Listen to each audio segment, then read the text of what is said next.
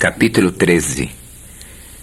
Naquele mesmo dia, saindo Jesus de casa, assentou-se à beira-mar, e grandes multidões se reuniram perto dele, de modo que entrou num barco e se assentou, e toda a multidão estava em pé na praia. E de muitas coisas lhes falou por parábolas, e dizia: Eis que o semeador saiu a semear. E ao semear, uma parte caiu à beira do caminho, e vindo as aves a comeram. Outra parte caiu em solo rochoso, onde a terra era pouca, e logo nasceu, visto não ser profunda a terra. Saindo, porém, o sol a queimou, e porque não tinha raiz, secou-se. Outra caiu entre os espinhos, e os espinhos cresceram e a sufocaram. Outra, enfim, caiu em boa terra, e deu fruto, a 100, a 60 e a 30 por um. Quem tem ouvidos para ouvir, ouça. Então se aproximaram os discípulos e lhe perguntaram: Por que lhes falas por parábolas?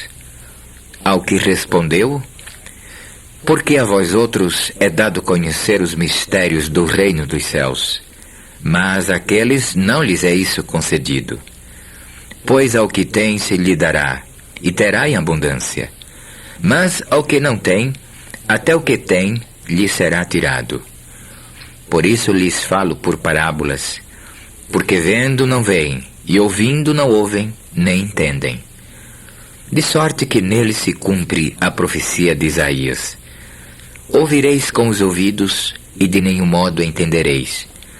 Vereis com os olhos, e de nenhum modo percebereis.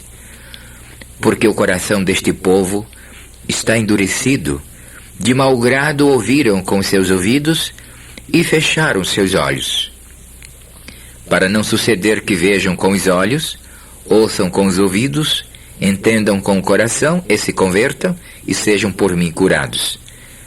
Bem-aventurados, porém, os vossos olhos, porque veem, e os vossos ouvidos, porque ouvem.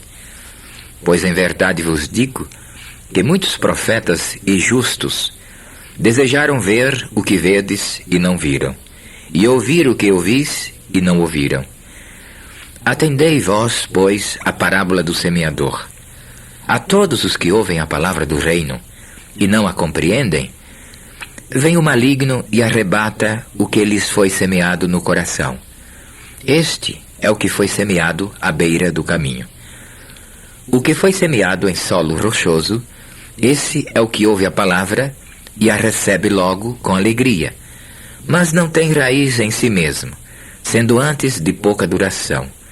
Em lhe chegando a angústia ou a perseguição por causa da palavra, logo se escandaliza. O que foi semeado entre os espinhos é o que ouve a palavra, porém os cuidados do mundo e a fascinação das riquezas sufocam a palavra e fica infrutífera. Mas o que foi semeado em boa terra é o que ouve a palavra e a compreende. Este frutifica e produz a 100, a 60 e a 30 por um. Outra parábola lhes propôs, dizendo: O reino dos céus é semelhante a um homem que semeou boa semente no seu campo. Mas, enquanto os homens dormiam, veio o inimigo dele, semeou o joio no meio do trigo e retirou-se. E quando a erva cresceu e produziu fruto, apareceu também o joio. Então, vindo os servos do dono da casa, lhe disseram: Senhor, não semeaste boa semente no teu campo? De onde vem, pois, o joio? Ele, porém, lhes respondeu: Um inimigo fez isso. Mas os servos lhe perguntaram: Queres que vamos e arranquemos o joio? Não, replicou ele, para que, ao separar o joio, não arranqueis também com ele o trigo. Deixai-os crescer juntos até a colheita, e no tempo da colheita direi aos cefeiros: Ajuntai primeiro o joio, atai-o em feixes, para ser queimado, mas o trigo recolhei-o no meu celeiro. Outra parábola lhes propôs, dizendo: O reino dos céus é semelhante a um grão de mostarda, que um homem tomou e plantou no seu campo, o qual é, na verdade, a menor de todas as sementes, e crescida é maior do que as hortaliças, e se faz árvore, de modo que as aves do céu vêm aninhar-se nos seus ramos. Disse-lhes outra parábola: o reino dos céus é semelhante ao fermento que uma mulher tomou e escondeu em 3 medidas de farinha, até ficar tudo levedado. Todas estas coisas disse Jesus às multidões por parábolas, e sem parábolas nada lhes dizia, para que se cumprisse o que foi dito por intermédio do profeta: abrirei em parábolas a minha boca, publicarei coisas ocultas desde a criação do mundo. Então, despedindo as multidões, foi Jesus para casa. E chegando-se a ele, os seus discípulos disseram: explica-nos a parábola do joio do campo. E ele respondeu: o que semeia a boa semente é o Filho do Homem. O campo é o mundo. A boa semente são os filhos do reino. O joio são os filhos do maligno. O inimigo que o semeou é o diabo. A ceifa é a consumação do século, e os ceifeiros são anjos. Pois assim como o joio é colhido e lançado ao fogo, assim será na consumação do século. Mandará o Filho do Homem os seus anjos, que ajuntarão do seu reino todos os escândalos e os que praticam a iniquidade, e os lançarão na fornalha acesa. Ali haverá choro e ranger de dentes.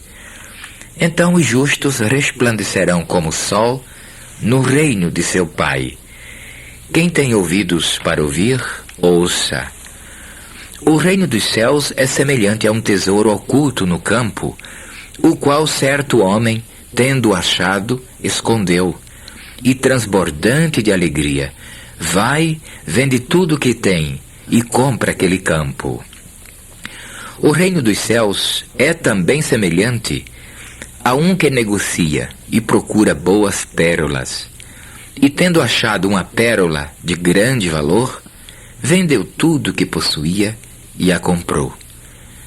O reino dos céus é ainda semelhante a uma rede que, lançada ao mar, recolhe peixes de toda espécie, e quando já está cheia, os pescadores arrastam-na para a praia e, assentados, escolhem os bons para os cestos e os ruins deitam fora.